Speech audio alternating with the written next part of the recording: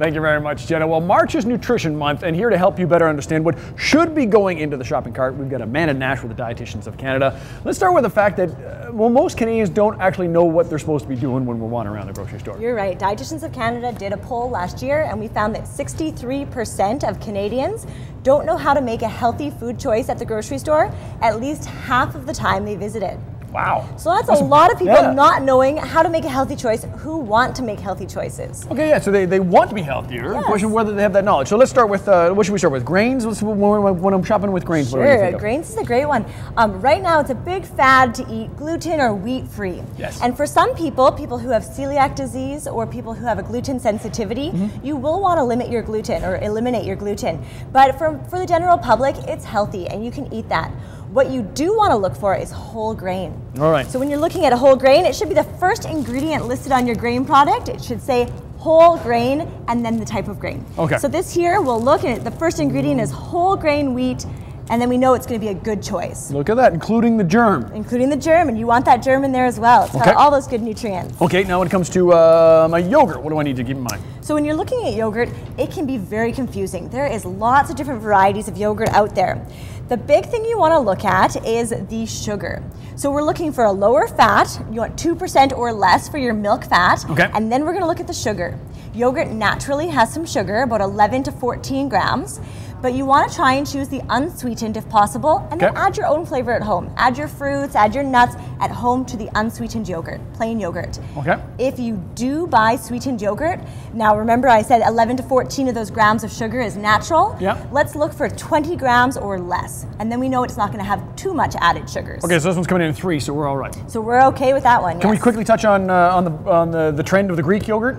Sure, Greek yogurt is a great choice. Again, you're looking for the lower fat and the unsweetened, but what's happened is they've strained that yogurt, removing part of the whey. You're left with a creamier yogurt, so you can get the lower fat, but still that creamier texture that you love, and it's going to have double the protein of regular yogurt. Very cool, right on. Okay, so let's talk canned soups there. Again, a staple for a lot of us. And canned soup is a tricky one because a lot of canned soups have high sodium.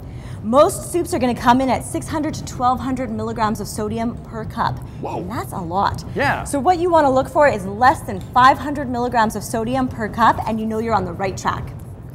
If you're buying broths to make your own homemade soups, let's look for the lower sodium, or you can even find some sodium-free versions now. Okay, oh yeah, so look for reduced sodium or no salt added. This one coming in a pretty good number there. We're at 350. Yep, so that's a great choice for you. And it's lentils. That's something else to look for. Let's get some of those meat alternatives, beans and lentils, into our soup when possible. Try and choose soups that have lots of veggies in them and whole grains. Okay. If your soup like this one doesn't have very many veggies in it, take it home and add your own vegetables to it. There you go. Whatever the kids like, whatever your faves are. What about when it comes to, what else we got here? Some cereals. What are my fave cereals? So I mentioned looking for whole grain as the first ingredient. That's a great step at your cereals.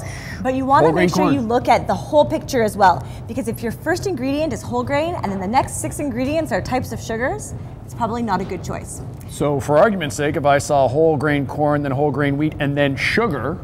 Sugar, glucose, fructose, corn syrup, all of those different types of sugars, you don't want them to be right there at the top of the ingredient list. When we're looking at the nutrient facts tables, a better, easier way to manage it is look for 2 to 5 or more grams of fiber per serving, and then look for less than 6 grams of sugar. Okay, so now I look at 5 grams and 4 grams. Good choice. That's a win. All right, that one goes in the cart. We'll put and again, you can add extra flavors with fruits and nuts at home. Sure, yeah. Throw some bananas on top, a little bit sweeter, and you get some added flavor as well. There are lots of great resources for Nutrition Month to make sure that you and your family are eating well. We'll put the Dietitians of Canada link on breakfasttelevision.ca. Going to take a break. Still plenty to come today on BT.